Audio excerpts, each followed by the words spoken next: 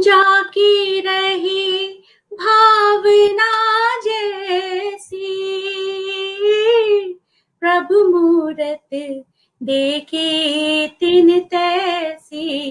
राम सिया राम जय जय राम, राम सिया राम जय जय राम। जय श्री राम। रामनवमी की हार्दिक हार्दिक शुभकामनाओं के साथ मैं स्मिता श्रीवास्तव आप सभी का बहुत बहुत स्वागत करती हूँ आज के कार्यक्रम मानवता के पथ प्रदर्शक मर्यादा पुरुषोत्तम श्री राम।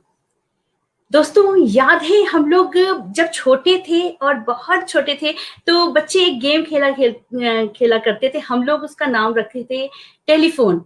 टेलीफोन में होता ये था कि कुछ बच्चे या तो हम लोग ऐसे गोल बना करके बैठ जाते थे और एक पहला बच्चा बगल वाले के कान में कोई एक शब्द या एक वाक्य कहता था और वो शब्द या वाक्य हमें आगे ऐसे ही बढ़ाते रहना होता था। अंत में हमेशा याद है कि वो शब्द और वाक्य जो है वो जहां से शुरू हुआ था कभी वो वापस लौट के नहीं आया। कुछ का पूरा विकृत होकर के कुछ नया ही बनता चला गया। तो यही चीज अपने धर्म या पुराण या अपनी बातों को जब हम देखते हैं कि नानी दादी की जुबानी जब चलती आती हैं तो उसके मूल स्वरूप से वो कहीं ना कहीं भटक जाती हैं।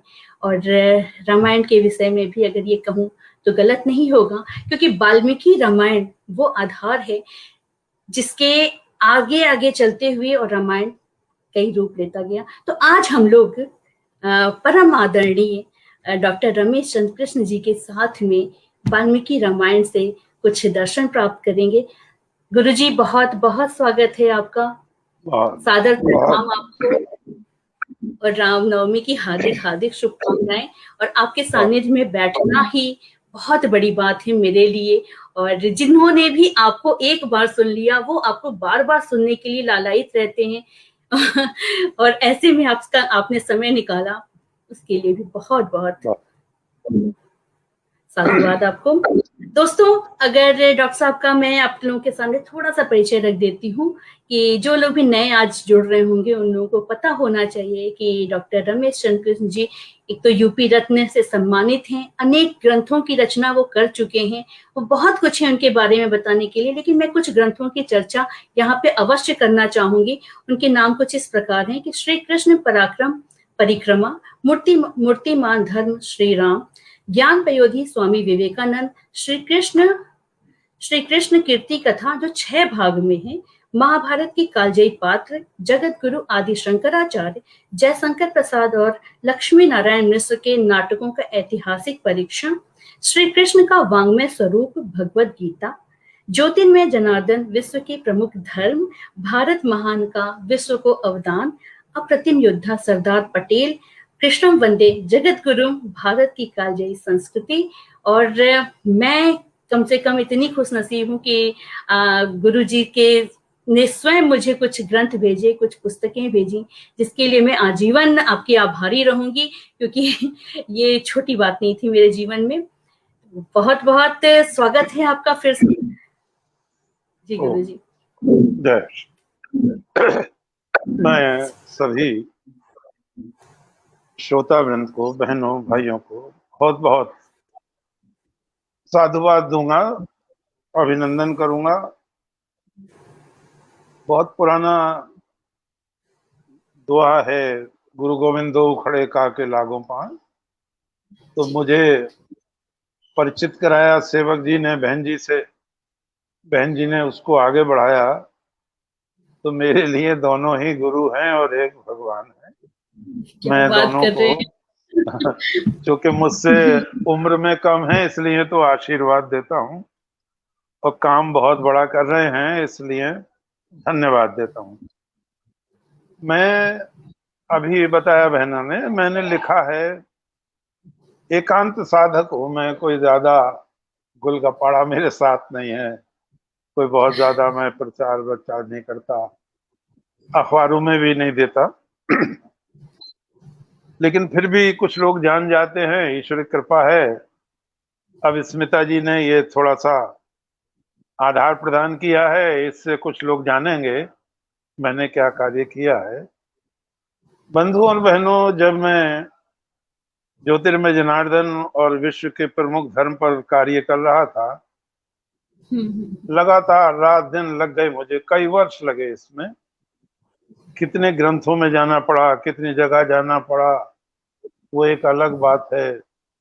कई दिन 20-20 30 दिन लिखना ही रुक गया, समस्याएं आती चली गईं।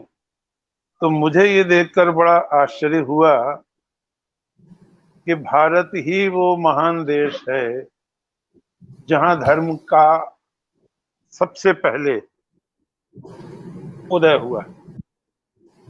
सबने स्वीकार किया, Rigveda is the oldest creation in the world library.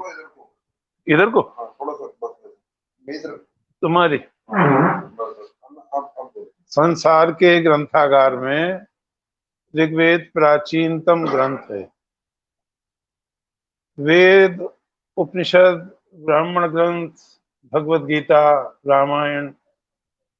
मुझे बड़ा आश्चर्य हुआ, संसार के हर सभ्य देश में ये ग्रंथ पहुंच गए, पहले ही, बहुत पहले पहुंच गए। कैसे महान लोग होंगे वो। जब मैं भारत महान का अवदान, बहुत बड़ा ग्रंथ है, 1172 पृष्ठों का है, बड़े आकार में है, उस पर जब मैं कार्य कर रहा था तो मुझे आश्चर्य हुआ। अमेरिका में राम सीता उत्सव आज भी मनाया जाता है दशहरे के लिए। वहां मिस्र में वो अपने को सूर्यवंशी कहते हैं, सूर्य चंद्रमा की पूजा करते हैं। ईरान के राजा भी अपने को सूर्यवंशी कहते हैं, आर्य मेहर यानी आर्य श्रेष्ठ कहते हैं। जितना आगे बढ़ते चले गए, जब विलियम जोन्स का एशियाटिक रिसर्चेस देखा तो बड़ा आश्चर्य हुआ। यूनान, इटली, मिस्र आदि आदि सारे देशों में भारतीय संस्कृति का प्रवेश हुआ। मैं जब पढ़ रहा था एक बहुत बड़े विद्वान को, ओकाक, उनका ग्रंथ है इंडियन ग्रीस, तो मैं आश्चर्यचकित रह गया। उन्होंने उसमें सिद्ध किया कि गृहराज या जो बिहार में था, उससे गृहकोश हो गया वो यूनान में जाकर, और वो बिहार के लोगों ने बसाया यूनान। और फिर उन्होंने कहा जो यदु है वही जूडा हो गया है, यदुवंश ही यहूदी वंश हो गया है। फिर कर्नल टॉड ने उसको और आगे बढ़ाया, किस तरह ये चंद्रवंशी अर्थात यहूदी वंशी चीन में प्रविष्ट हुए, किस तरह ये मिस्र में पहुंच गए, किस तरह सारे संसार को आच्छादित कर दिया। फिर सम्राट अशोक के समय में बौद्ध धर्म के माध्यम से एक समय ऐसा भी आया कि संसार का हर चौथा आदमी बौद्ध था, हम कह सकते हैं भारतीय था। तो लगता है कितनी तपस्या की होगी बुजुर्गों ने। मैं भगवान श्री राम पर कुछ इस अंदाज में अपनी बात शुरू करूं कि आप लोगों का हृदय शुरू से जुड़े। भगवान श्री राम भगवती सीता को खोजते हुए जा रहे हैं, और जब वो शबरी के आश्रम में पहुंच गए हैं, शबरी नित्य प्रति आश्रम बुहारती हैं, झाड़ू लगाती हैं, छिड़काव करती हैं, फल लाती हैं कि भगवान आएंगे, भगवान आएंगे। अंत तो गत्वा वो दिन आ ही जाता है। श्री भगवान आए, शबरी ने प्रभु को भोग लगाया। प्रभु ने बहुत ही आनंद पूर्वक उनका प्रसाद ग्रहण किया। प्रभु ने स्वयं कहा गीता में, पत्रम पुष्पम फलम तोयम यो में भक्तिया पृच्छते, मैं तो आनंद से ग्रहण करता हूं, पत्र हो, पुष्प हो, फल हो, पानी हो। जब प्रभु जाने लगे तो उन्होंने कहा, मां शबरी, मेरे मन में एक जिज्ञासा है, और इसको साने गुरु जी विनोबा जी के शिष्य हैं, उनकी पुस्तक है भारतीय संस्कृति, आप उसको पढ़ें तो बहुत अच्छा लगेगा आपको, उसमें ये प्रसंग है। तो प्रभु ने कहा, देवी शबरी, मैं कुछ जानना चाहता हूं, अगर आप मुझे पात्र समझती हो तो बताएं। उनकी आंखों में आंसू आ गए और उन्होंने कहा, प्रभु आप क्या बात कह रहे हैं? पात्र आप नहीं है तो कौन पात्र है? आज तक सृष्टि में जितने भी महामानव उत्पन्न हुए हैं, मेरे गुरु मतंग ऋषि कहते थे सर्वोच्च महामानव के तुम्हें दर्शन होने वाले हैं। भगवान ने कहा, अनुग्रहित हुआ देवी। अब उसने कहा, आप अपना प्रश्न कीजिए। तो भगवान ने कहा, जब हमने आपके आश्रम में प्रवेश किया तो दूर से पंक्तिबद्ध कुछ पौधे हमें मिले हैं, यज्ञवेदी तक आए हैं वो। मुझे आश्चर्य ये हुआ, कोई भी पत्ता मुरझाया हुआ नहीं है उनका, कोई भी फूल मुरझा के नीचे नहीं गिरा है। तो ये कैसे हो सकता है? हम तो इतने बड़े हो गए, अयोध्या से यहाँ तक आ गए हैं, पंपा सरोवर तक। हमने कहीं नहीं देखा कि पत्ते न झड़ते हों, फूल आके और नष्ट न होते हों, मुरझाते न हों। तो शबरी ने बहनों भाइयों अपनी बूढ़ी आंखों पर हाथ रख के कहा, प्रभु ये एक पुरानी बात है। भगवान ने कहा, मैं वही सुनना चाहता हूँ। मेरे गुरु भगवान मातंग जब बहुत वृद्ध हो गए थे, चलने फिरने में असमर्थ हो गए थे, तो उन्होंने बच्चों को बुला के कहा, विद्यार्थियों को, कि देखो चातुर्मास आने वाला है, चौमासा। यात्राएं सब रुक जाती थी चौमासे में। चातुर्मास आने वाला है, बाहर से भी अतिथि आके ठहरेंगे। घर गृहस्थ वाले भी आ जाते थे सन्यासियों के पास अपने प्रश्नों के उत्तर लेने। तो तुम ऐसा करो, यज्ञ के लिए तो समिधाएं कम ना पड़े और भोजन आदि के लिए लकड़ियां कम ना पड़े, और तुम जाओ और सूखी लकड़ियां तोड़ लाओ। बच्चों ने देखा, बड़ी भयंकर गर्मी थी और धरती प्रभु तवे के समान जल रही थी। विद्यार्थियों ने कहा, गुरु तो बहुत वृद्ध हो गए हैं, आश्रम से निकले नहीं है बहुत समय से, उन्हें क्या पता क्या हाल है बाहर का। उन्होंने गुरुजी की आज्ञा को अनसुना कर दिया। गुरुजी ने जब ये देखा तो फिर उन्होंने किसी से कुछ कहा नहीं। वो गए, एक कोने में से उन्होंने कुल्हाड़ी उठाई, अपने वृद्ध कंधे पर रखी और उसी भयानक गर्मी में गुरुजी निकल गए। बच्चों का जब ध्यान आकर्षित हुआ, वो बहुत ही विवल हो गए। बहुत गुरुजी की चिरौरी की, विनती की, प्रार्थना की। बोले, हमसे गलती हो गई, आप बैठिए, हम जा रहे हैं। बोले, नहीं, अब मैं भी चलता हूँ। तो गुरुजी आगे आगे और बच्चे पीछे पीछे, उन्होंने गोल बना लिया, अपनी छाया में ले लिया गुरुजी को और एक अच्छी जगह छायादार वृक्ष के नीचे बैठाया बच्चों ने गुरुजी को।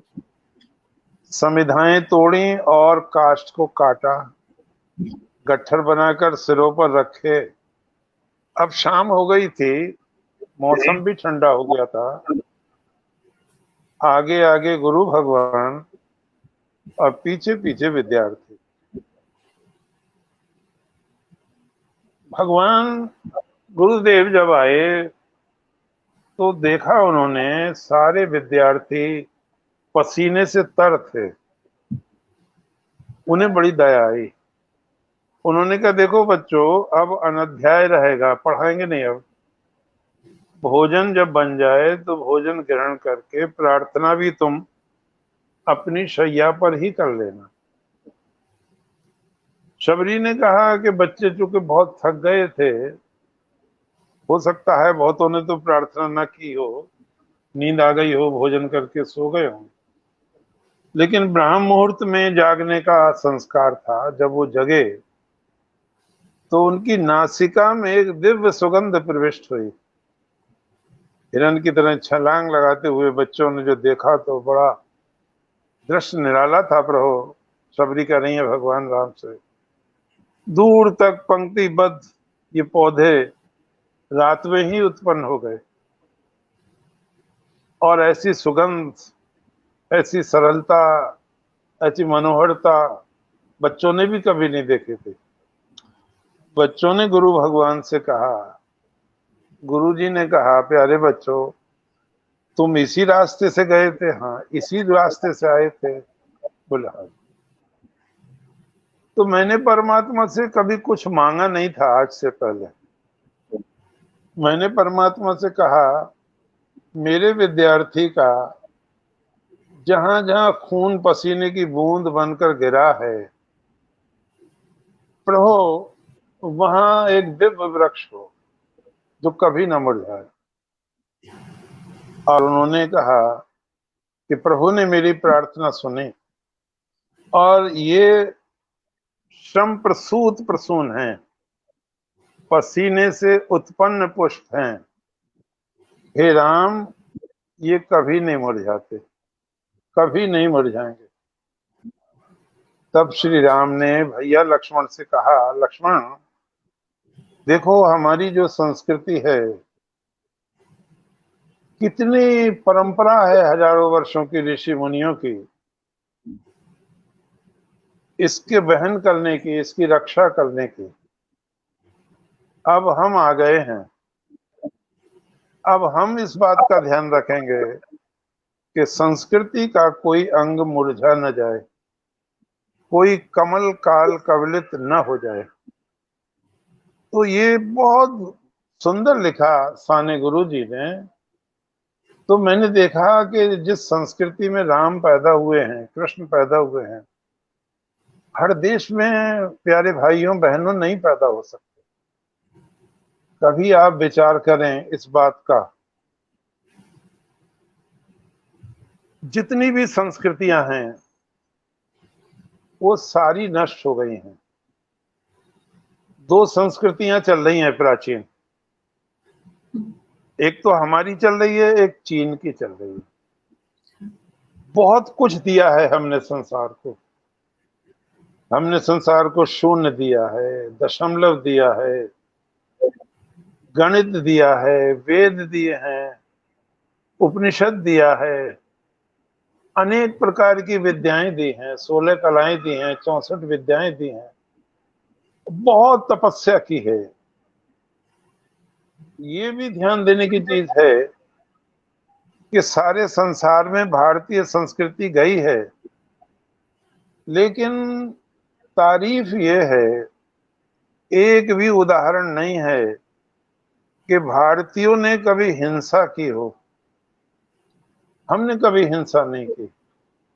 और इसीलिए स्वामी विवेकानंद कहते थे, मैंने सारे संसार की संस्कृतियों का अध्ययन किया है, मैं गया हूं, मैंने उनको देखा है, मैंने उनको जिया है। मैं विश्वास पूर्वक कह सकता हूं कि संसार में एक ही देश है, भारतवर्ष, जिसने सत्य को जाना है, ईश्वर को जाना है। उनकी तुलना दूसरे राष्ट्रों से करना मैं समझता हूं अनुचित है।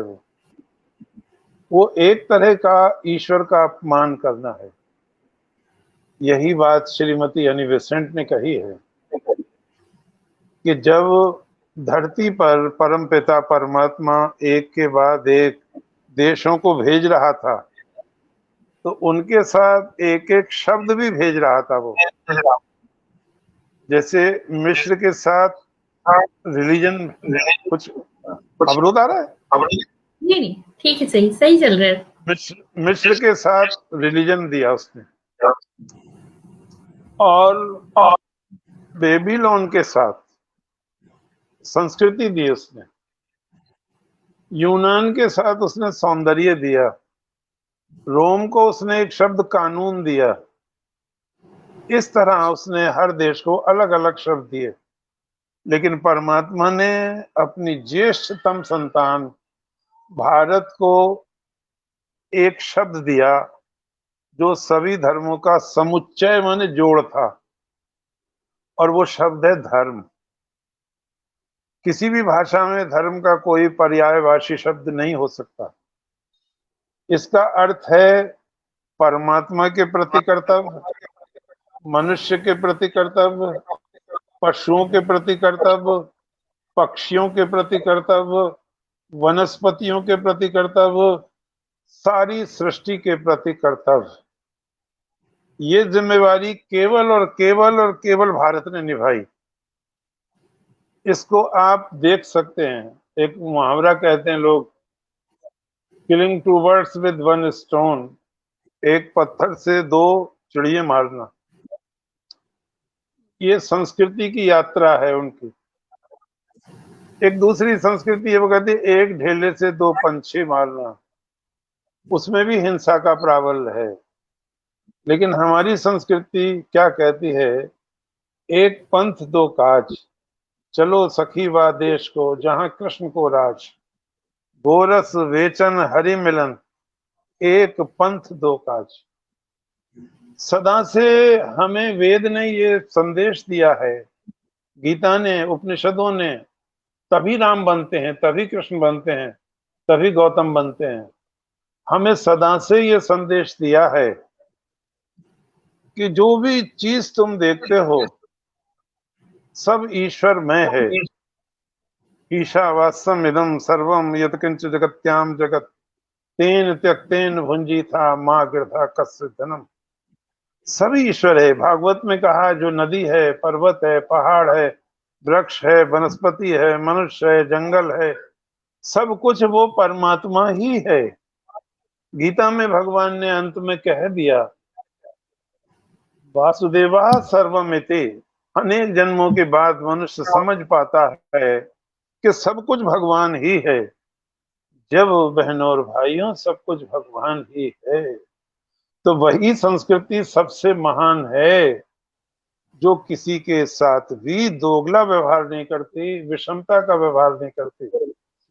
इसीलिए 11 सितंबर को कहा था, उसको हम लेंगे, मैंने बहना से कहा है स्मिता जी से, 11 सितंबर को जब ओपनिंग हुई थी तो वहीं कहा स्वामी जी ने, 650 धर्मों के प्रतिनिधि हैं वहां।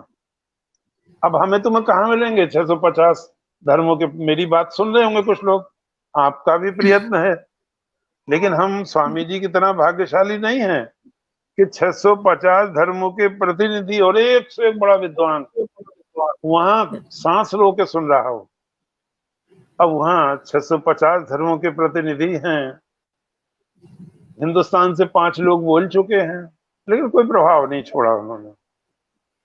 प्रभाव छोड़ रहे हैं विवेकानंद। स्वामी जी ने एक बड़े गजब की बात कही और हमें उसे ध्यान रखना चाहिए। किसी की हमें निंदा नहीं करनी है, किसी को छोटा नहीं कहना है, लेकिन अपने को पहचानना है, वो खोना नहीं है पहचान। स्वामी जी ने कहा, sisters and brothers of America, it fills my heart with joy unspeakable to rise in response to the warm and cordial welcome which you have given us. मेरा हृदय अवर्णनीय आनंद से परिपूर्ण हो गया है, आपने जो हमारा भावभीना स्वागत किया है।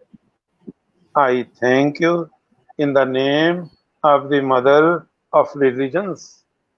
मैं सभी धर्मों की माँ भारत की ओर से आपको धन्यवाद देता हूं। अब फिर चुनौती दे दी स्वामी जी ने, आप मुझे कोई सा भी महान विचार बताएं जो भारत ने न दिया हो। सारे महान विचार हमने ही दिए हैं। तो इसलिए उन्होंने कहा, मैं आपको धन्यवाद देता हूं उस देश की ओर से जो सभी धर्मों की जननी है। I thank you in the name of the millions and millions of Hindu people of all classes and sects. मैं उन करोड़ों करोड़ों हिंदुओं की ओर से भी आपको धन्यवाद देता हूं जो सारे संसार में बिखरे हुए हैं, विभिन्न मत मतांतरों में दाखिल हो गए हैं। और फिर कमाल कर दिया उन्होंने, क्योंकि सारे धर्म थे, आप पूछेंगे भारत का वैशिष्ट कहाँ है इन 650 धर्मों में, तो आप मेरी बात ध्यान से सुनिए। हम जिस महान धर्म के अनुयायी हैं, बुद्ध और महावीर उसके सदस्य मात्र हैं। हमारी संस्कृत भाषा में एक्सक्लूजन का कोई अनुवाद नहीं है, अर्थात हमने पराया नहीं समझा है किसी को, ये हमारी विशेषता है। और स्वामी जी ने कहा, I am proud to belong to religion which has taught the world both tolerance and universal acceptance। मुझे गर्व है, मैं उस धर्म का अनुयायी हूं जिसने संसार को प्यार की शिक्षा दी है, सहिष्णुता की शिक्षा दी है। हम सारे धर्मों को सच्चा मानकर स्वीकार करते हैं। I am proud to belong to a nation which has sheltered the persecuted and the refugees of all religions and all nations of the earth। हमने पूरे संसार के सभी देशों के सभी धर्मों के सताए हुए लोगों को शरण दी है। आप इस बात को तस्दीक करें। स्वामी जी ने कहा, यहाँ पारसी लोग बैठे हुए हैं, पारसियों का बीज नष्ट हो रहा था, वो भारत आए, हमने उनको गोद में बैठाया है, पैरों में नहीं बैठाया। हमारे यहाँ यहूदी सुरक्षित हैं, उनका कत्ल हो रहा था, किसी ने उनको शरण नहीं दी, हमने उनको हृदय में बैठाया है, आज भी सम्मान के साथ रहते हैं। एक समय था जब बौद्ध धर्म के माध्यम से संसार का हर चौथा व्यक्ति बौद्ध था, हमें तब भी ये गौरव प्राप्त था, हमने ये काम प्यार से किया है। इसीलिए वो यूनान नष्ट हो गया जिसे था, वो रोम नष्ट हो गया, वो बेबीलोन की संस्कृति नष्ट हो गई, वो पारस नष्ट हो गया जो पैरों से कुचला करते थे, जो दूसरों को कुछ नहीं करते थे, अवज्ञा किया करते थे। प्रभु का आशीर्वाद आज भी हमारे साथ है। हमने जो भी किया है उसके पीछे शुभ आशीर्वाद है, परमात्मा की कृपा हमारे साथ है। इसलिए जैसे आत्मा अजर और अमर है, भारत का कभी नाश नहीं होगा। इस विश्वास के साथ आप साहित्य उन्नयन संस्था से जुड़ें कि ये वो संस्कृति है, ये वो महान पुरुष है। स्वामी जी ने क्या कहा है जरा आप विचार करें। वाल्मीकि जी और भगवान राम दोनों को लिया। वाल्मीकि जी ने जिस भाषा में, जिस सुंदर भाषा में, जिस सरस भाषा में आदर्श पुत्र, आदर्श पिता, आदर्श राजा, इन सब का उल्लेख किया है। इससे मधुर भाषा हो नहीं सकती कोई। और तब उन्होंने कहा, देवी सीता का क्या गुणगान करे ये भाषा। आप भूत वर्तमान भविष्य में चले जाइए, सारी संस्कृतियां साहित्य पढ़ जाइए, सीता का केवल एक ही उदाहरण मिलेगा आपको। हमारी बेटियों को जैसा होना चाहिए, सीता उसका आदर्श है। हमारी भाषा नष्ट हो जाए, वेद उपनिषद नष्ट हो जाएं, लेकिन मेरी बात ध्यान से सुनो। स्वामी विवेकानंद कहते हैं, जब तक भारत में 5 व्यक्ति भी, गांव के 5 व्यक्ति गंवार भाषा में सीता की कथा कहने वाले जीवित रहेंगे, भारतीय संस्कृति अजर और अमर रहेगी। ये प्रभाव है जो भगवान राम ने छोड़ा है, पूरे विश्व पर छोड़ा है। मैं कभी कभी सोचता हूं, आपने भी देखा होगा, जब रामायण चल रही थी तो न केवल भारत में, पाकिस्तान में भी सड़कें सूनी हो जाती थी। और मैंने किसी का इंटरव्यू पढ़ा तो वहां मुस्लिम बहनों से पूछा गया कि तुम क्यों देखती हो ये चरित्र, ये तो हिंदुओं का है। तो उन्होंने कहा, इसलिए देखते हैं कि ऐसा आदर्श बालक कहीं नहीं हुआ जैसा राम है। हम अगर ईश्वर से संतान मांगेंगे तो राम जैसी तो मांगेंगे, भरत जैसी, लक्ष्मण जैसी। हम ऐसे नाम लिया उन्होंने, मैं नाम नहीं ले रहा हूं, हम उसका नाम नहीं लेंगे जिसने बाप को 8 साल कैद रखा, भाइयों का कत्ल करा दिया, भतीजों का कत्ल करा दिया। तो ये हिंदू मुसलमान का सवाल नहीं है, बहनों ने कहा, मुस्लिम बहनों ने, ये इंसानियत का सवाल है। इंसानियत कितनी ऊंची जा सकती है, ये हम राम के रूप में देखें। मैं आपके सामने एक चित्र प्रस्तुत करूं, आप उसका आनंद लें। कुछ चीजें ऐसी होती हैं, छिप जाती हैं। जिन्होंने वाल्मीकि रामायण नहीं पढ़ी, उन्हें ये बात पता नहीं चल पाएगी। दशरथ जी के मन में हलचल थी बहुत ज्यादा। वो ऐसा अवसर ढूंढ रहे थे जब भरत ना हो और राम का यौवराज अभिषेक कराया जाए। इस बात को बताया नहीं, उन्होंने अपने मन में रखा। फिर एक दिन कहा उन्होंने राम से, यहाँ आओ। उन्होंने कहा, देखो भरत लौट आए ननिहाल से, उससे पूर्व तुम अपना यौवराज अभिषेक करा लो। मुझे कुछ मन में अजीब अजीब विचार आ रहे हैं। श्री राम ने कहा, प्रभु जैसी पिता आपकी आज्ञा। उन्होंने जनपद वासियों से कहा, उन्होंने स्वीकार कर लिया। दशरथ जी ने घोषणा कर दी। जब ये बात मंथरा को पता चली, मंथरा आई हुई थी वहीं से, मैके के साथ आई थी, तो उसे प्रतिज्ञा का पता था। उसने कहा कैकेयी से, तुम्हें तो विरोध करना चाहिए, क्यों? भारत को, राम को राजा बना रहे हैं। तो बोले एक ही बात है। बोले एक बात नहीं है, तुम्हारा विवाह इसी शर्त पर हुआ है कि तुमसे जो बेटा पैदा होगा वो अयोध्या का राजा बनेगा। कैकेयी ने कहा जाने दो इस बात को, लेकिन मंथरा ने जिद पकड़ ली और अंत तो गत्वा वही हुआ जो होना था। कैकेयी ने भगवान को वनवास मांग लिया, भरत को राज्य मांग लिया, और जब भरत और शत्रुघ्न आए उससे पहले ही दशरथ जी ने प्राण त्याग दिए। ये बात जब पता चली भरत जी को, तो उन्हें कितना दुख हुआ। माताओं सहित, प्रवासियों सहित, सेना सहित, गुरु आदि सहित वो आए, चित्रकूट में भगवान को नमन किया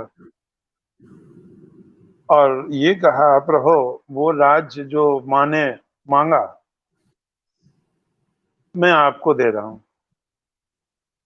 मैं आपके रहते राजा नहीं बन। तो भगवान ने कहा, नहीं नहीं, मैं पिता जब जीवित थे तब मैंने वचन दिया था, अब वो दिवंगत हो गए हैं, अब मेरे नाम को कलंक मत लगाओ। भरत भरत भी नहीं मान रहे हैं, राम भी नहीं मान रहे हैं, और रोना, रुदन ही रुदन हो रहा है दोनों तरफ से। रात्रि का समय है। भगवान ने कहा, अब मैं तुम्हें एक बात बताता हूं, हो सकता है तुम्हें ना पता हो। तो लोगों ने, जो वहां बहुत भीड़ थी, अब लाउड स्पीकर तो था नहीं, मैंने बहुत गुफाएं देखी हैं, आप भी देखिए, उसमें वो सिस्टम है कि धीरे से बोलेंगे तो बहुत जोर से आवाज आ जाएगी। लाउड स्पीकर की जरूरत नहीं थी इनको, आविष्कार किए थे उन्होंने इस तरह के। तो वो सभा चूंकि खुले में हो रही थी, भगवान ने उनको जब बताने लगे तो वो सब नजदीक आने लगे कि हमसे छूट ना जाए, पता नहीं क्या बात बताएंगे भगवान। तो श्री भगवान ने कहा, भरत भैया वो राज्य तुम्हारा ही है। पुरा भ्राता पिता मातरम ते समुद्वहन, माता महे समशोषित, राज शुल्कम अनुत्तमम। हे भैया भरत, पहली बात है, जब मेरी माँ से बेटा उत्पन्न नहीं हुआ तो तुम्हारी माँ से विवाह की बात चलाई, तो ये सुना जाता है माता महे तुम्हारे नाना ने राज्य शुल्क मांग लिया। राज्य शुल्क का मतलब है हमारी बेटी का बेटा ही गद्दी पर बैठेगा। पिताजी ने वचन दे दिया। अब यहां हम सोच सकते हैं थोड़ा सा, क्योंकि हम हजारों लाखों वर्ष दूर हैं उस घटना के, कि दशरथ जी ने ये बात क्यों छिपानी चाहिए। ठीक है, दशरथ जी वचन दे आए थे, लेकिन दशरथ जी को ये पता नहीं था कि जब पुत्र होंगे तो पुत्रेष्टि यज्ञ से होंगे और बड़ा राम हो जाएगा, और बड़े को ही गद्दी देने की प्रथा थी। उन्होंने हुआ वचन थोड़े से आदमियों में दिया होगा। इसीलिए आप वाल्मीकि रामायण देखें तो दशरथ जी जल्दी में, कोई जनकपुर खबर नहीं भेजी उन्होंने, भरत के यहाँ भी कोई खबर नहीं भेजी, क्योंकि भरत के नाना मर गए थे, मामा जिंदा थे युधाजित, तो विरोध ना करें वो। लेकिन मेरे मन में कुछ और है, साईं के मन कुछ और वाली बात हो गई। अब लोगों को बड़ा आश्चर्य हुआ। यहाँ ये प्रश्न हो सकता है, मैं भगवान राम के चरणों में प्रणाम करके क्षमा मांग के कहता हूँ कि राम ने बात पहले क्यों नहीं बताई भरत को। अब ये तो भगवान राम जाने पहले क्यों नहीं बताई, या भगवान वाल्मीकि जाने क्यों नहीं बताई। लेकिन ये बात आ गई, ये बात बहुत छिपी हुई थी।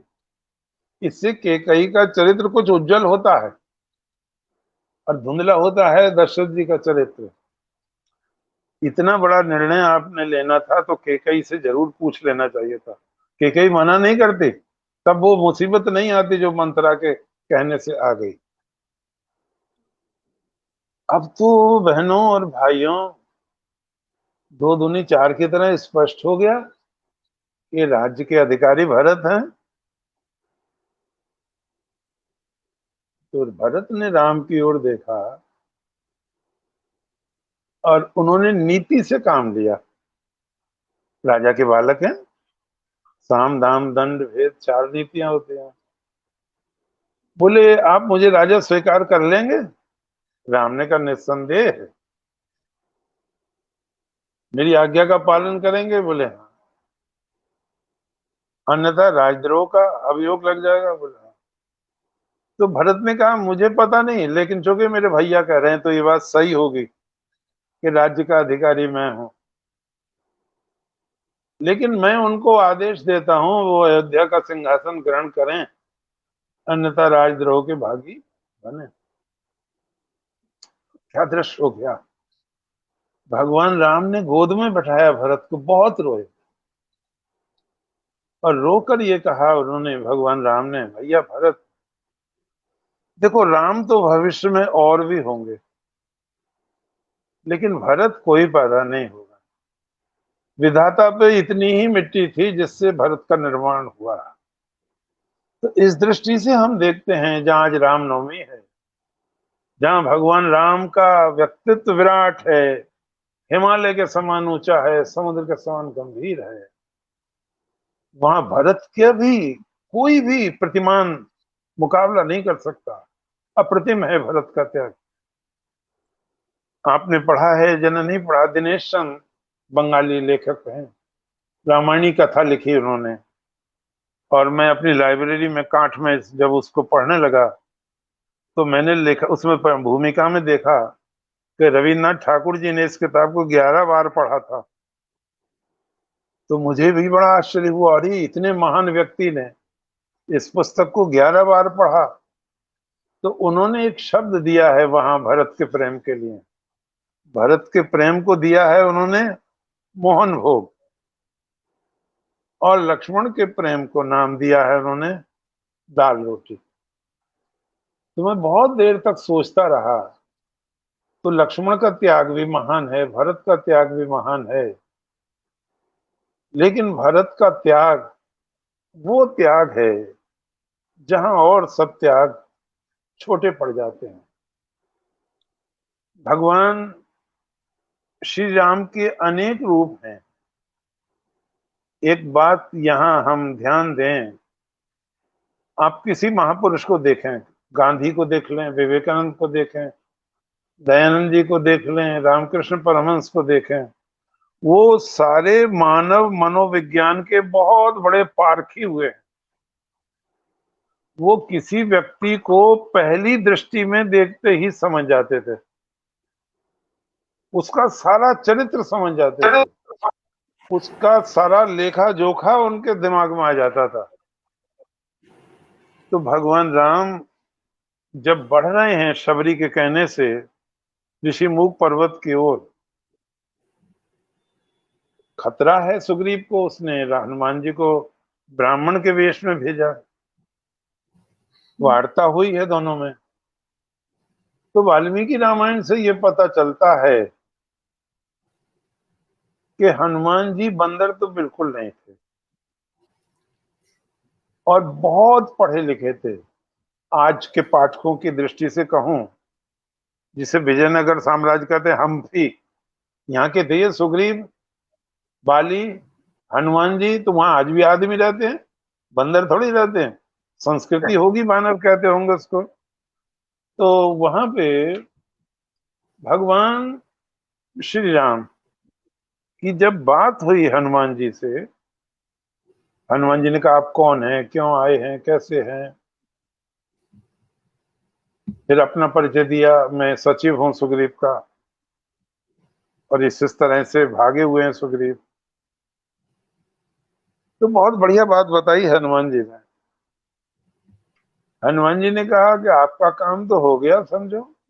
जबकि लक्ष्मण बहुत निराश थे उस समय। कैसे? बोले आपकी सुग्रीव की दोनों की एक ही समस्याएं हैं, आप उसका काम कर दो, वो आपका काम कर देगा। कितना सीधा गणित है। भगवान ने कहा वाकई में।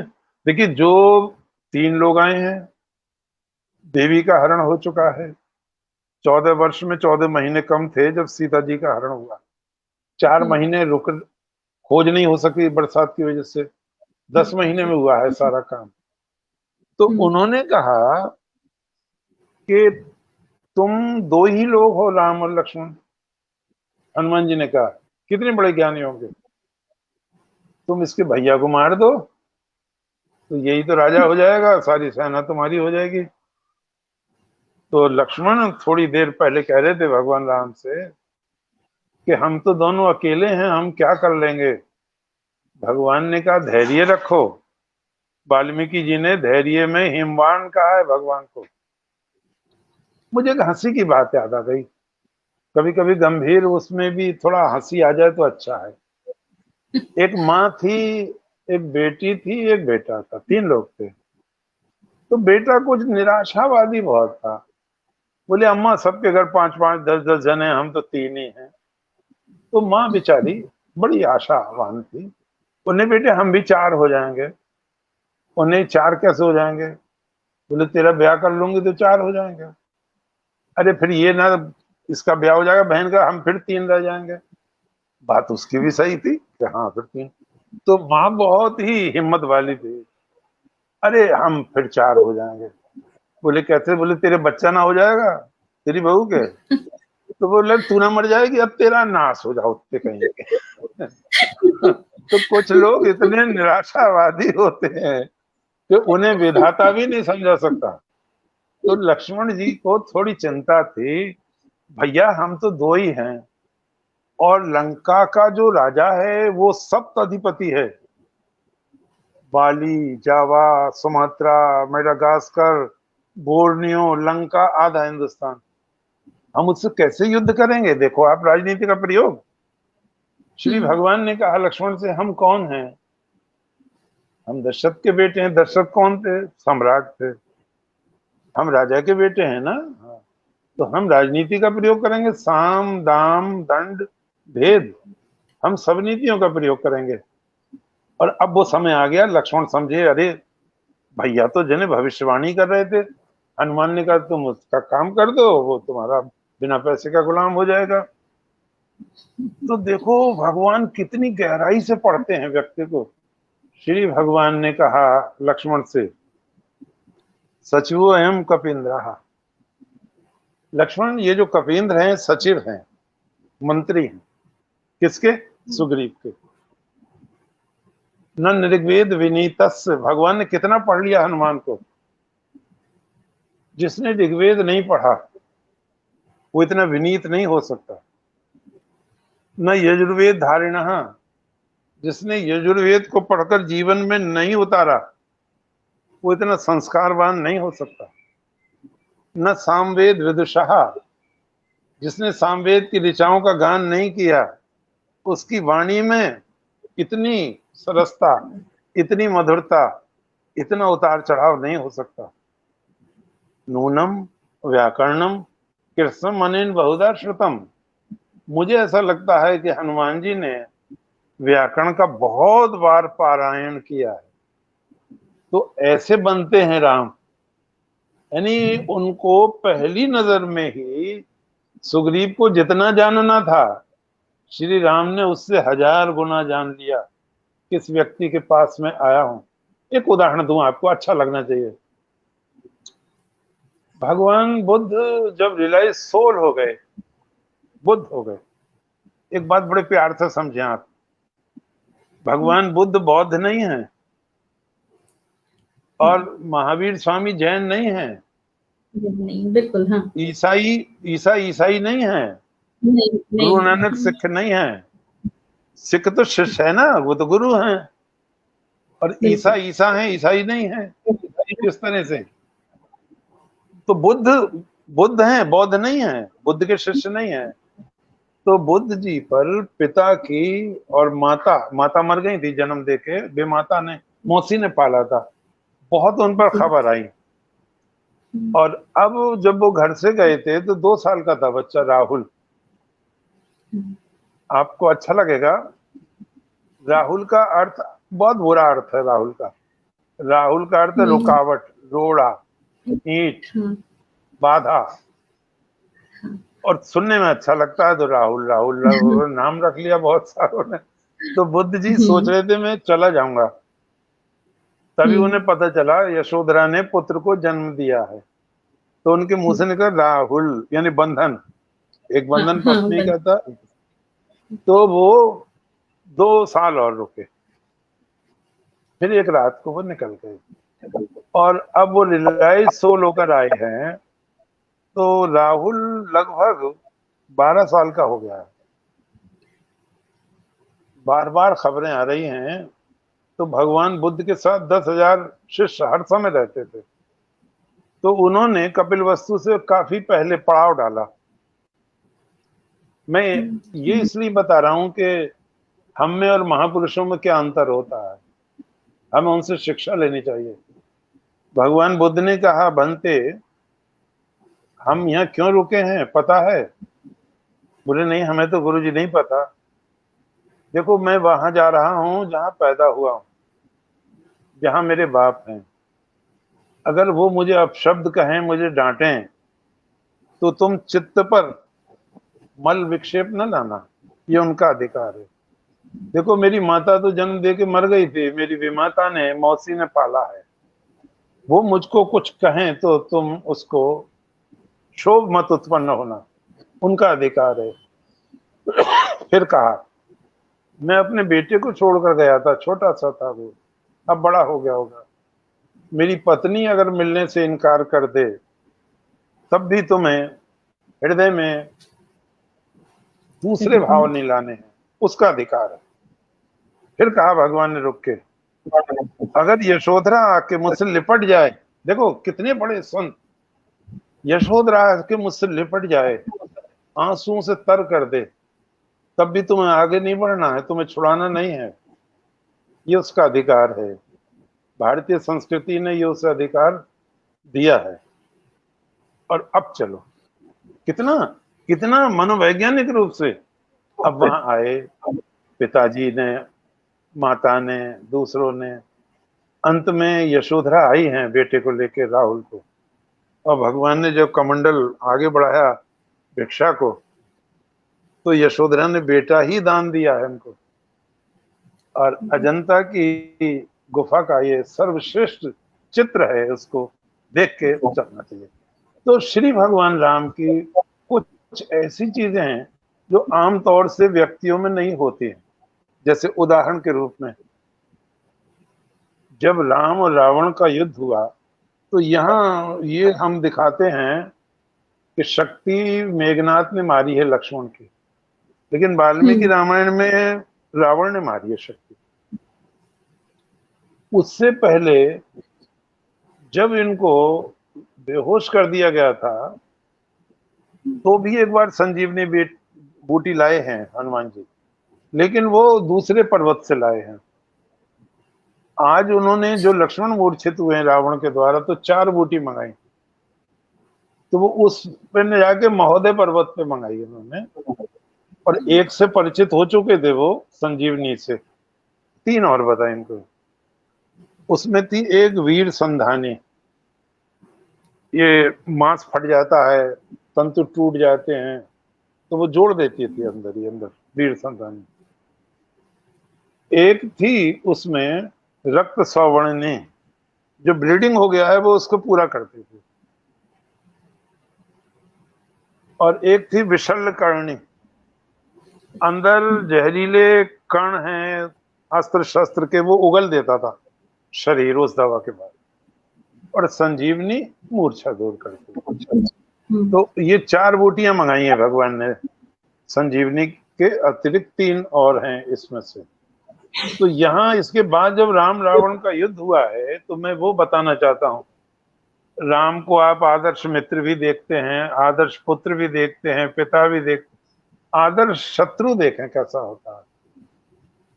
बड़ा भारी युद्ध हुआ है रावण से। भगवान ने रावण का सारथी मार डाला है, रथ तोड़ डाला है, अंगरक्षक मारे गए हैं, वो किसी दूसरे के रथ पर बैठकर आया है। संध्या हो रही है, श्री भगवान के शब्द हैं, रावण तुमने सुबह से शाम तक बहुत पराक्रम किया है। तुम जब मेरे सामने आए हो तो गेरू के पर्वत हो रहे हो, यानी रक्त में नहाए हुए हो, तुम्हारे सारे तंतु ढीले हो गए हैं। देखो, मरे हुए को मारना ये मर्यादा के विपरीत है। तुम जाओ, लेप लगाओ, इलाज कराओ, और कल देखना इन भुजाओं में कितना बल है। ब्रह्मा, विष्णु, महेश भी मिलकर तुम्हें बचा नहीं पाएंगे। यह है राम का चरित्र। सचमुच रावण ने कभी नहीं सोचा था ऐसे समय पर भी कोई मर्यादा का पालन करेगा। मैं यही भगवान कृष्ण के चरणों में क्षमा मांगते हुए कहूं, जब कर्ण मर नहीं रहा था और उसके रथ का पहिया धंस गया था, तो कर्ण तो कह रहा था मत मारो मुझे, लेकिन भगवान कह रहे थे मारो इसे, मारो इसे। तो उसने कहा यह मर्यादा के विपरीत बात होगी। तो भगवान राम तो मर्यादा का पालन कर रहे हैं, भगवान कृष्ण क्या कर रहे हैं? थोड़ा तुलना है, अच्छा लगेगा लोगों को। भगवान कह रहे हैं ले मेरा चक्र सुदर्शन ले, इससे सर काट ले इसका, जिस तरह इंद्र ने नमूची राक्षस का सर काट लिया था। हम तुलना नहीं कर रहे हैं, भगवान राम और कृष्ण हम तो एक ही मान रहे हैं दोनों को, लेकिन थोड़ा सा दिखा रहे हैं आपको कि भगवान होते तो क्या करते और कृष्ण होते तो क्या करते। और श्री कृष्ण ने एक बैलेंस शीट, यहाँ कृष्ण चरित्र में एक चीज आई है। उन्होंने कहा तुम इस समय क्यों नहीं मरना चाहते? कर्ण से कहा, बोले मैं रथ पर नहीं हूं, आप रथ पर हैं। तब उन्होंने कहा अभिमन्यु रथ पर था जब तुमने मारा था। ओहो,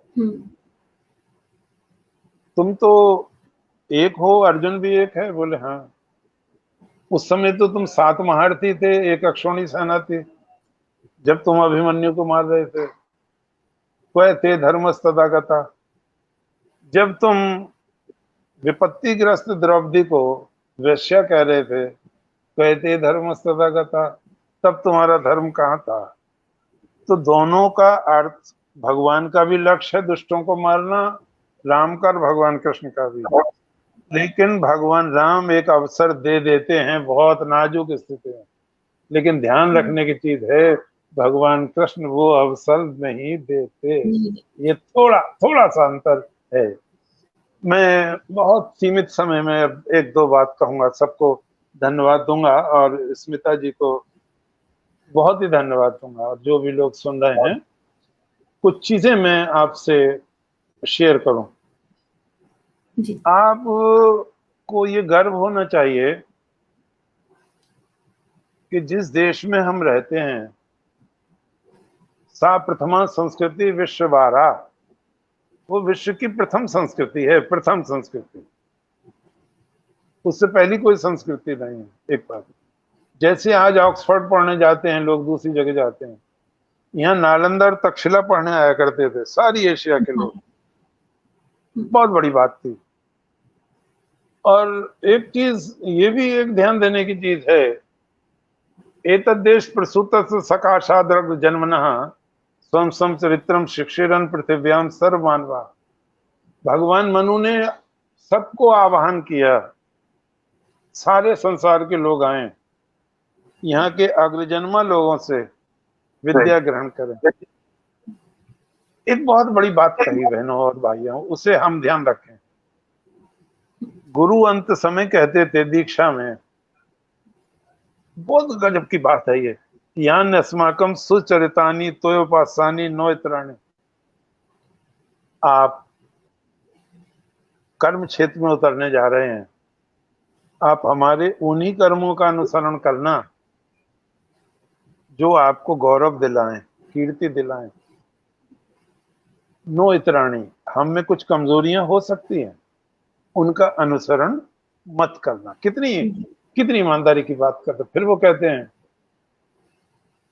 वो बहुत गजब की बात कहते हैं, माँ तंतुम व्यच्छेद सी, तुम्हारे माँ बाप ने तुम्हें यहाँ भेजा, ये तंतु, ये सिलसिला खत्म नहीं होना चाहिए, संस्कृति अजर अमर बनी रहनी चाहिए।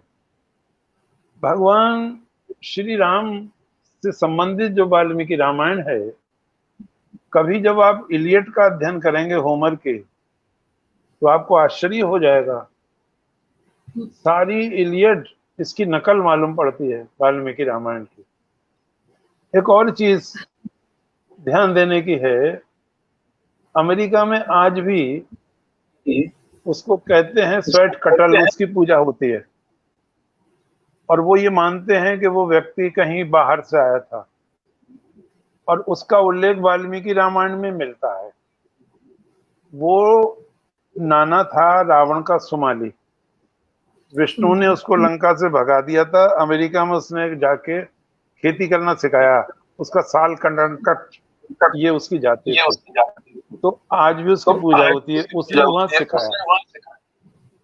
आप अमेरिका में आज भी माया सभ्यता पढ़ाई जाती है, तो माया सभ्यता का जो हेड है मैं, उसी ने दुर्योधन की वो सभा बनाई थी, सॉरी युधिष्ठिर की, जिसमें जल में थल, थल में जल नजर आता था, और उसको उठा के भी ले जाया जा सकता था, और यहाँ से वहां रखनी है हमें, तो ये भी उसकी व्यवस्था थी। तो आप जब मेक्सिको में जाएंगे तो आपको भारतीय संस्कृति के अनेक चित्र मिलेंगे। जब आप इसमें जाएंगे अंकोर वाट के मंदिर में, कम्बुज में, तो आप आश्चर्यचकित रह जाएंगे। रामायण से संबंधित, महाभारत से संबंधित इतने चित्र हैं बोरोबुदुर में, अंकोर वाट में, दूसरी जगह, कि 13 मील लंबी सड़क बन जाएगी रामलीला की। तो आप ये ना समझें कि आप कोई एहसान कर रहे हैं भगवान राम पर, बल्कि सारा संसार राममय है। बाली में इस्लामिक कंट्री है, खेली जाती है। सुकर्णो इंडोनेशिया के राष्ट्रपति जब आए यहाँ, तो डॉक्टर रघुवीर जी ने उनसे पूछा कि आप तो मुसलमान हैं? हाँ मुसलमान हैं। आपका नाम तो सुकर्णो है? हाँ सुकर्णो है मेरा नाम। तो ये नाम कहाँ से रखा आपने? बोले मेरे माँ बाप ने रखा है, महाभारत से रखा है। तो वो डॉक्टर रघुवीर ने कहा कि महाभारत में सुकर्ण नहीं है, कर्ण है। हाँ कर्ण है। मैंने माँ से पूछा तुमने सु क्यों लगाया? तो उन्होंने कहा कर्णवीर था, दानी था, ज्ञानी था, सुंदर था, एक गलती हो गई उससे, उसने मित्र का चुनाव गलत हो गया, भाग्य से या दुर्भाग्य से। तो तुम मित्र बनाओ तो कृष्ण को चुनना, दुर्योधन को मत चुनना, इसलिए मेरे आगे सु लगाया। तो आज भी बहनों भाइयों वो रामायण पढ़ी जाती है, महाभारत पढ़े जाते हैं, और उनका चित्रण होता है, और वो बड़ा गर्व करते हैं। कितने देश तो ऐसे हैं जो मानते हैं राम यहीं के थे। इससे ज्यादा क्या बात। आप सोते जागते उठते बैठते हर चेष्टा में राम देखते हैं। कोई भी व्यक्ति, भारत में इतने महापुरुष हुए हैं विश्व भर में, लेकिन राम जैसी लोकप्रियता नहीं हुई कभी। मैं उस मोड़ पर आपको ले जाना नहीं चाहता। एक सज्जन ऐसे हुए हैं, मैं उनका नाम भी नहीं ले रहा हूं, उन्होंने रामचरितमानस पढ़ने को मना किया है हिंदुओं को। हाँ 1975 बहुत लोग हैं। में 1975 में आर्य समाज की शताब्दी मनाई जा रही थी दिल्ली में। मैं भी गया था उसमें। तो वो घटना मेरे सामने की नहीं है, लेकिन मुझे बाद में बताया। मॉरिशस के लोगों से ये पूछा पत्रकारों ने कि उस समय तो बहुत से लोग अपना धर्म छोड़ बैठे, हिंदू धर्म, आपने क्यों धर्म नहीं छोड़ा। तो आज मैं उन्हें भी बधाई दूंगा, गीता प्रेस गोरखपुर को। एक आने में गीता पहुंचा दी सारे संसार में, एक आने में रामचरितमानस पहुंचा दी सारे संसार में। 1925 में स्थापित हुआ है गीता प्रेस गोरखपुर, और अब 4 साल बाद उसको भी 100 वर्ष होने जा रहे हैं। कितनी बड़ी बात है, कितना बड़ा काम किया है। तो उन्होंने कहा कि हमारे पूर्वज बताते थे कि वो रामचरितमानस का गुटका ले जाते थे कि ये तो हमारा धर्म ग्रंथ है, तुलसी हमारे धर्म गुरु हैं और भगवान राम हमारे परमात्मा हैं। तो इस ग्रंथ ने हमें अपने धर्म को न छोड़ने के लिए मजबूत आधार प्रदान किया। तो इससे हम देखते हैं कि कितनी बड़ी चीज होगी। मैं एक चीज कह के वाणी को विराम दूं, आपको बहुत सारे लोगों को धन्यवाद दूं।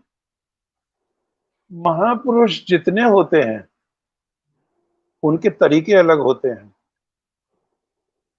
वाल्मीकि रामायण और वाल्मीकि तुलसी की रामायण में कई जगह अंतर है। बहुत। हाँ वहां स्वयंवर नहीं है, हाँ हाँ। वाल्मीकि रामायण में स्वयंवर नहीं है। और एक चीज और मैं ध्यान दिलाऊं आपको, वाल्मीकि रामायण में राम और लक्ष्मण ने अहिल्या माँ के चरण छुए हैं, पत्थर की नहीं है, जीवित है, हाँ चरण छुए। तपस्या में है। हाँ हाँ। प्रायश्चित कर रही थी बस वो। श्री राम ने वो तपस्या में। मनमुटाव दूर कराया उनका। उसके बाद में हम जब देखते हैं तो वहां स्वयंवर नहीं है कोई। बाद में जब जनक जी ने देखा ये लड़के तो राजा के से नहीं राजा कैसे लगते हैं, लेकिन बना रखा साधु का वेश, तो उन्होंने पूछा, उन्होंने कहा ये दशरथ के बच्चे हैं। तो उन्होंने एक अपनी पीड़ा बताई विचारों ने कि एक धनुष है हमारे यहाँ, सीता ने उसको एक बार उठा लिया, अब तो मैंने कहा उससे ब्याह करेंगे जो उसमें प्रत्यंचा चढ़ा दे। तो उन्होंने कहा कहाँ है धनुष, ऐसा सजा हुआ नहीं रखा वाल्मीकि ने, महल में है। तो उसमें 8 पहिए हैं, संदूक में खींच के लाए हैं उसको। तो उस समय इधर अगस्त, उधर भारद्वाज, इधर विश्वामित्र जी, ये बहुत बड़े शस्त्र अस्त्र के ज्ञाता थे। एक बात यहाँ ध्यान देने की चीज है कि जो धरती राम को पैदा करती है, जो कृष्ण को पैदा करती है, जो लंका जाकर भी दुष्ट को मार देती है, वो इतनी कमजोर क्यों हो जाती है कि उसका मंदिर तोड़ दिया जाता है, उसकी जन्मभूमि बर्बाद कर दी जाती है, और उसे लेने में हजारों सैकड़ों वर्षों शताब्दियां लग जाती हैं। ऐसी स्थिति क्यों आ जाती है, विचार करें। जब अपने ही लोग, जिनके गुरु राम राज्य का स्वप्न देखा करते थे, वो कोर्ट में बयान दाखिल करते हैं राम नाम का तो कोई व्यक्ति नहीं हुआ, वो तो काल्पनिक है। इसको याद आता है मुझको, दिल के फफोले जल उठे सीने के दाग से, इस घर को आग लग गई घर के चिराग से। के तुम्हें चिराग से। राजनीति करनी है, इतनी गंदी राजनीति करनी है तुम्हें। भगवान राम जिनके नाम से पहचाना जाता है, हमें कौन जाने, हमें भगवान राम की वजह से ही तो जानते हैं, हमें भगवान श्री कृष्ण की वजह से ही तो जानते हैं। तो भगवान श्री राम जब लौट रहे हैं, 1 महीना रुकी है बारात पूरी, ये थोड़ी कि यहाँ खिचड़ी कम हो रही है तो घी कम हो रहा है, राजाओं का मामला था। आपको अगर ध्यान ना हो, और आप तो साहित्य उन्नयन की संस्था चलाती हैं, जब भारतेंदु ये हरिश्चंद्र का विवाह हुआ था तो इतनी लंबी बारात थी कि कुएं में ही चीनी की बोरियां घुलवा दी गई थी, कुएं में। कितनी लंबी बारात होगी। तो 1 महीने बारात रुकी, और जब वो लौट रहे थे तो रास्ते में भेंट हुई है परशुराम जी से, वह नहीं हुई। उस समय विश्वामित्र चले गए थे अपने आश्रम में, इसलिए सबने, उन्होंने, विश्वामित्र जी तो चले गए थे, वशिष्ठ को प्रणाम किया परशुराम जी ने, बाकी ने उनको प्रणाम किया। अब परशुराम जी ने जब दशरथ आए प्रणाम करने, तो उन्होंने उनसे पूछा कि इसमें राम कौन सा है। बड़ा चक्कर पड़ गया, क्योंकि उन्होंने ये सुना था राम ने धनुष तोड़ा है तो उसी का ब्याह हुआ होगा। यहाँ तो 4 बहुएं हैं एक संग, एक पंथ 2 काज तो सुना था, यहाँ एक पंथ 4 काज हो रहे हैं। और एक बात और है ध्यान देने की, आप ये तो जानते हैं राम सांवले थे, लेकिन भरत भी सांवले थे, ये भी जानने की चीज है। तो अब राम सांवले के 2 हो गए, उनके सामने चक्कर ये हो गया कि वो बताया उन्हें सांवला है, लेकिन सांवले भी 2 हैं यहाँ। तो उन्होंने पूछा दशरथ जी से, इनमें राम कौन सा है। दशरथ जी समझ गए ये ब्राह्मण भैया बहुत विकट आदमी है, तो ये तो गड़बड़ ना हो जा कहीं। तो उन्होंने बेचारों ने हाथ जोड़कर कहा, वृद्धावस्था में मैंने 4 बालक पाए हैं, जो अपराध हो गया हो आप मुझे दंड दे दें।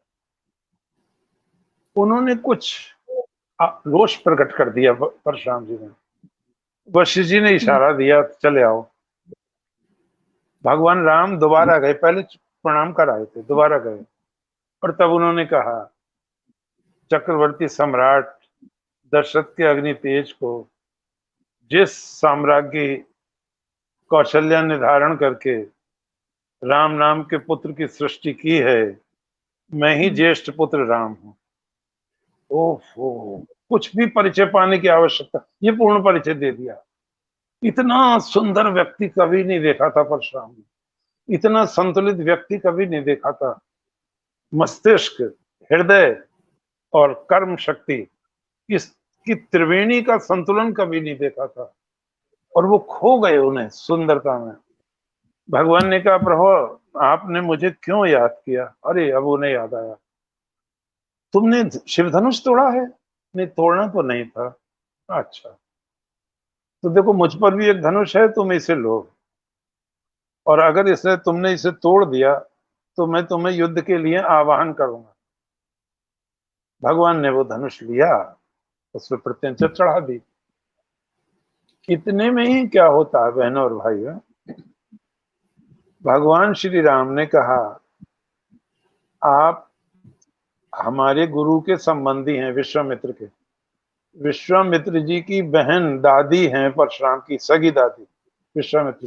विश्वामित्र की माँ भी छत्राणी है रेणुका, दादी भी छत्राणी है सत्यवती। तो आप हमारे गुरु के संबंधी हैं विश्वामित्र के, एक बात। दूसरे, आप ब्राह्मण हैं, 2 बात। इसलिए हम आप पर क्रोध नहीं करना चाहते, लेकिन आप हमें वीर्यहीन क्षत्रिय न समझें। हे परशुराम जी, अब आप ये बताएं, मैं आपकी इस वायु की गति से गमन करने की शक्ति समाप्त कर दूं, या तपस्या से जो लोक अर्जित किए हैं उनको हस्तांतरित कर दूं। परशुराम जी ने बहनों भाइयों ध्यान करके देखा, उन्होंने कहा, आप मेरे लोक ले लें, छीन लें, मैं दोबारा तपस्या से कर लूंगा। और भगवान ने कहा, एक प्रण करके जाएं मेरे सामने, आप क्रोध नहीं करेंगे, अब ब्राह्मण को शोभा नहीं देता। और तब उन्होंने कहा, भगवान ने, क्या मैं देख सकता हूं वो रूप जब जब आपने क्षत्रियों का संहार किया है। परशुराम बोले, वत्स अब रहने दो, बोले कृपा कर दें तो अच्छा रहे। तो उन्होंने अपना फरसा इस तरह से, और पैर आगे पीछे, मैंने संभल में एक अखाड़ा था, वहां 2 साल तलवार चलाने से की, लाठी चलाने से की, बने थी चलाने, तो मैं जानता हूँ उन पैतरों को थोड़ा। तो उन्होंने वो पैतरे से खड़े हुए, तो उन्होंने कृपा करके, भगवान राम ने कहा, अब आप दिखें। ये जो आपका अस्त्र है, शस्त्र, ये दिमाग छोड़ गया, दिमाग से ऊपर चला गया, ये हृदय भी छोड़ गया और ये कर्म शक्ति भी छोड़ गया। राष्ट्र के नेता को कोई भी निर्णय लेते समय तीनों को एक सीध में रखना चाहिए, और तब उन्होंने धनुष पर बाण, देखो माथा भी झुका हुआ है, हृदय भी साथ है और कर्म शक्ति, और तब वो कोई भी व्यक्ति गलत निर्णय नहीं लेगा। शक्ति, शील, सौंदर्य, यही वो तीनों चीज हैं जो हमें भगवान राम में मिलती हैं। कभी फिर बहन जी अवसर देंगी, फिर चर्चा करेंगे। और हरि अनंत, हरि कथा अनंता। और 17 मई को मैंने बहन जी से प्रार्थना की है, हम भगवान शंकराचार्य जी पर उल्टी गंगा बहा रहे हैं आप। प्रार्थना मैंने आपसे की है और बहुत ही सुंदर, और आपको सुनना और जितना भी समय लग जाए वो बस लगता है कि वो क्षण मात्र ही अभी गुजरा है। इतना ओज है आपकी वाणी में। मैं तो मतलब इतनी सौभाग्यशाली हूँ कि आपसे तो मेरी फोन पे भी बात होती रहती है। जब मैंने पहली बार बात किया था ना, तब से मेरी इच्छा है कि आपकी वाणी लोगों तक पहुंचनी चाहिए। आज भी जितने कमेंट्स आए हैं मैं बीच में पढ़ नहीं पाई। आदरणीय हरिप्रसाद सिंह जी हमारे साथ जुड़े हुए हैं, जो लोक संस्कृति के प्रति संवाहक के तौर पे कार्य कर रहे हैं, बहुत अच्छा कार्य कर रहे हैं देश विदेशों तक अपनी। और वो भी आपको सुन करके जिस तरह का उनका कमेंट आया है, मैं क्या कहूँ, सभी लोग इतने मंत्रमुग्ध हो जाते हैं आपको सुन करके। मैं तो खैर हूँ ही। मैंने आपसे पहले भी कहा है कि हम जैसे लोगों की कमी ये होती है कि हम लोग समय निकाल के बहुत सारे पुस्तक नहीं पढ़ पाते हैं, बहुत सारे पुस्तक के जो ज्ञान होते हैं वो अपने अंदर नहीं ला पाते हैं। तो मेरा तो सबसे अच्छा माध्यम है कि आप जैसे लोगों के सानिध्य में थोड़ा समय बैठ के गुजार लेना, तो बहुत कुछ सीखने को मिलता है और बहुत ही खूबसूरत रहा। और मैं बस जब से ये कार्यक्रम की रूपरेखा तैयार हुई थी ना, उस समय से मैं वाल्मीकि रामायण कहीं से पढ़ रही हूँ, कहीं से देख रही हूँ, कुछ सीख रही हूँ, इसीलिए कि कहीं ऐसा ना हो कि आप मुझसे कुछ अचानक से पूछ लें और मैं कहूँ कि मुझे तो पता ही नहीं है। तो वो डर जो है उसने मुझे विवश किया कि मैं पढ़ लूं। तो वो भी एक माध्यम रहा। सभी दर्शकों का बहुत बहुत धन्यवाद है। और जैसा गुरुजी ने एक वादा किया है मेरे साथ में कि 17 मई को भगवान शंकराचार्य के जन्म दिवस पे उनकी तिथि है, तो उस दिन उनका उद्बोधन रहेगा। गुरुजी आप बताएंगे कुछ इस विषय में भी? हाँ, खूब ईश्वर कृपा है। अच्छा, जय श्री कृष्ण। सबको बहुत प्रणाम, सबको जय श्री कृष्ण। सर बहुत बहुत धन्यवाद, बहुत आभार, सादर आपको, जय श्री राम आपको आज के दिन के लिए। आपने इतना समय दिया, बहुत बहुत धन्यवाद। सभी दर्शकों आपका भी बहुत बहुत आभार, बहुत बहुत धन्यवाद। और मैं उम्मीद करूंगी कि आप लोग भी जज्बातों के भवसागर से स्पेस पे लगातार जुड़े रहेंगे और यहाँ पे क्या कार्यक्रम आप और देखना चाहते हैं उसके बारे में भी आप मुझे बताते रहेंगे। तो मैं आज यहीं से विदा लेती हूँ। नमस्कार, प्रणाम। जय